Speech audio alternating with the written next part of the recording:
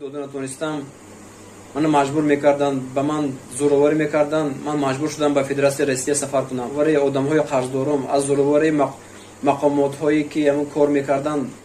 السلام علیکم محترم اساسگزار صلح و وحدت پیشوای ملت جناب عالی امام علی رحمان، با نوشتن ویدیوی مذکور با معلومات شما رسانیدنی هستم که من صاحبکار مومینов بختیار اسمت اللهی سال تولدم 22/02/1981 می باشد. چند سالی دراز من در شهر گلستان ولایت سوخت جمهوری تاجیکستان فعالیت خودم را چون ساختمانچی آغاز کردم. من در فدراسیون روسیه کار کرده، مهنت حلال کرده، مبلغ‌های جمع کردم را با جمهوری تاجیکستان ولایت سوخت شهر گلستان حصه خودم را برای آبادانی صرف کردم. چند عدد انشاءات‌های بیناها را با ساختمانش را به اتمام رسانیده. چند نفر عائله‌های شهر گلستان با خانه زیست تامین کرده شدند.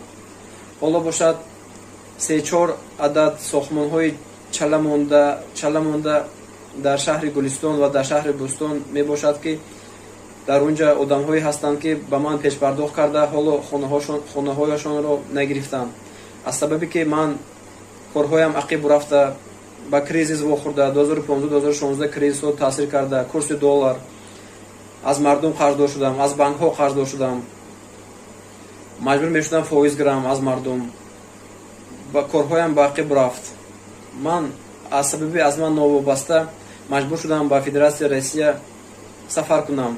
آدمایی که به من پول دادن، مبلغ دادن، سری وقت مبلغشون رو، فایزشون رو می گرفتن. از حد امکان من پرداخت میکردم، لیکن وقتی اومد که من فایزشون رو پرداخت کردن نتونستم. آنها مرا میسخوندن، مرا زورواری میکردن، حتی چیزهایم رو به جای فایز به زورگی کشیده گرفتن. از شرایطی از من نوابسته من مجبور شدم از سخوندن قرضدارم، از سخوندن کارگران دولت که کار میکردن مرا مجبور میکردن من به وایها فایز دهم. من از سبب دادن نتونستم، من مجبور میکردن، به من زورواری میکردن. من مجبور شدم به فدراسیون روسیه سفر کنم. حالا باشد به من ستیه قلبی جلوی جنایت آغاز کرده شده است که من به تاجیکستان برگشته نتوانسته شدم. محترم پیشوای ملت جناب عالی، زیاده 100 نفر مردمی که به من باور کرده برای ساختمان پیش پرداخت کرده است، مبلغ گذاشته است، حالا باشد سرسون و سرگردان می باشند. من از سبب ارزان دادن مبلغم، با فروش ارزان دادن خانه های استقامتی، با کریزیس دنیوی واخوردن، با کسلی کرونا به ما بین آمدن، ساختمان هایم چله ماند. من نتوانستم از زورواری آدم های قرضدارم، از زورواری مقامات هایی که همون کار میکردن، هر گونه خیش تبارشان مرا میسخوندن، همشون خیش تبار دارن، آدمای بقوت دارن، مرا کارکنی نموندن. من مجبور شدم به فدراسیون روسیه سفر کنم. رو به ما دراز میکنید. از شما التماس میکنم محترم پیشوای ملت، به من 1 سال از طرف دولت وقت دهید که تا که من عهدهداریم رو پیش مردم اجرا کنم. رحمت و دقتتون. السلام علیکم داملای محترم. آیا حضور پدر و مادر در نکاح شرط است یا نه؟ یعنی در نکاح حاضر شدن پدر و مادر اگرچنده که فقها میگویند شرط نیست، لیکن با مرور زمانی که الحال ما و شما زندگی داریم حضور پدر و مادر شرط است که باید که در نکاح خواهرز البته پدر و مادر است. وقتی ما اینقدر صفتی که پدر و مادر میکنیم و در نکاح فرزندش اشتراک نداشته باشد یا درکدار نباشد، پس این چگونه میشود؟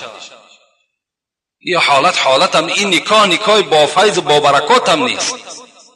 باید که همون داملهایی که هستن پرسان کنند. ما رو چند کس میگوید، ما رو 3 بار میپرسیم پدر و مادر باشد، اشتراک داشته باشد، از این نکاح فرزندشون لذت برد. اونها به همین روزا اونها تربیت کردن. باید که البته حضور داشته باشد و تمام دامله ها مسئول هستند.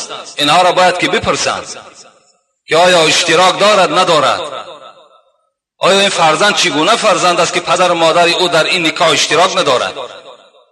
اینا را باید که ما بفهمیم. داملاها باید بپرسند. الحال در همین موضوع یک صحبت میخواهم برای شما برسانم. یک برادر برای ما مراجعت کرد. من بعض داملاها این رساندن هستم. یک برادر الحال به ما مراجعت کرد که پدرشان یک زن داده بودند. اون زن تخمین 50 ساله یا زیادتر از 50 ساله بود. وقتی که در خاندان پدرشان جنجال شده است، البته زندگی آینه بیش و کمی است، هر شب در آسمان ستاره نیست، زندگی بی جنجال نمی شود. وقتی جنجال شده است، اون زن بیرون شده است از خانه، آمده است این شهر خانه مادرشان و بعضی از فرزندهای از همین دهه نزدیکی همین کاریز است، اون زن دیراب کردن، طلاق ناگرفته رفته در پدر خچان نکاح کرده دادن. ببینید این خودش یک مصیبت است، یک مسخره کردن با اسلام است. این ممکن نیست در اسلام. زنی که بیعود بی نکاح است، اون نکاح نشد، اگرچه تا روز خطبه بخواند خواندن میگیرد، اون خطبه معنای را ندارد که نکاح واقع شد. اینجا شرط ها به جا آمده است. این زن بی طلاق است. چگونه وای میتواند قطعی اون مرد زندگی کند با اون موی سفید؟ اون موی سفید فردا در قبر نزد خدا چی جواب میگه؟ خدای مهربان میگوید من شرم میدارم موی سفیدی که ریشش سفید است و عذاب کنم. آیا موی سفید شرم نمیدارد که به سوی من گناه میکند؟ آیا گناه است؟ این زنا هست آخه. تا زنی که اگر طلاق کردگی و عده، ما درباره عده با شما صحبت داشتیم، تا عده او نگذرد، زن 50 ساله از 50 بالا عدهش 3 ماه است. وقتی شوهر باید طلاق میکند 3 ماه باید که عده بپاید بعد شوهر کند. اگر در این مدت شوهر کند او شوهر نیست. این نکاح نیست. همخوابگی اونها همچنان است که زنا در راه خدا زنا کرده ایستادند. خوب میشود و کسی نباشد با او زن دیگر همخوابگی نکنند، اون زن جدا کنند. از خدا بترسیم.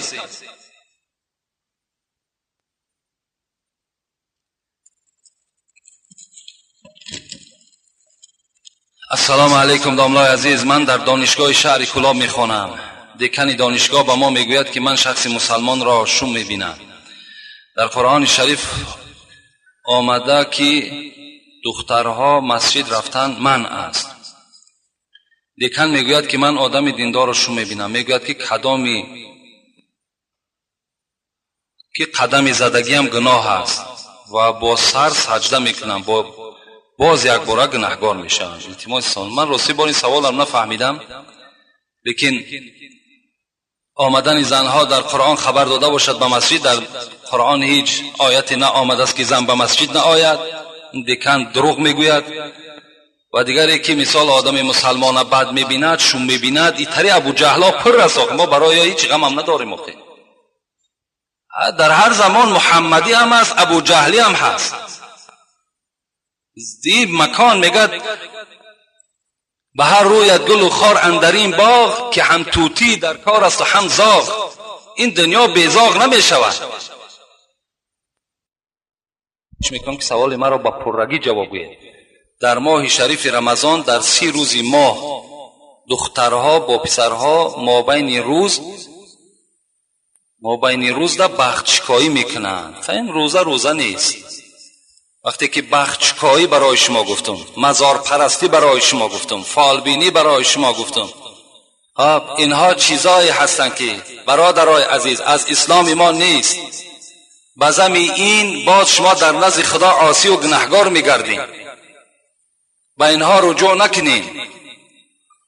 امروز اکثر سوداگرها در این مسجدهای ما و شماست، همون خارهایی که شما کلان در دکانهاتون کشال کردین، این نشانه اون است که تو توفیق نداری، تو از خدا نمیترسی، تو ایمانی بر خدا نداری، تو فقط از همون خار تو چی داری؟ حاجت و برکت دکان تا طلب داری. اون خارها را از دکانات دور کنین. نلهایی که در دروازه هاتون آویزان کردین اونها را دور کنین.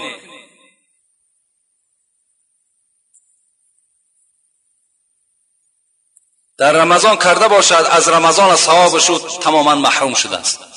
رمضان چیزی نیست که همین دهن بسی و تشنگی تمام به همین روزه به جا آمده باشد. نه، تمام اعضای انسان باید روزه‌دار باشد. بسم الله الرحمن الرحیم. السلام علیکم.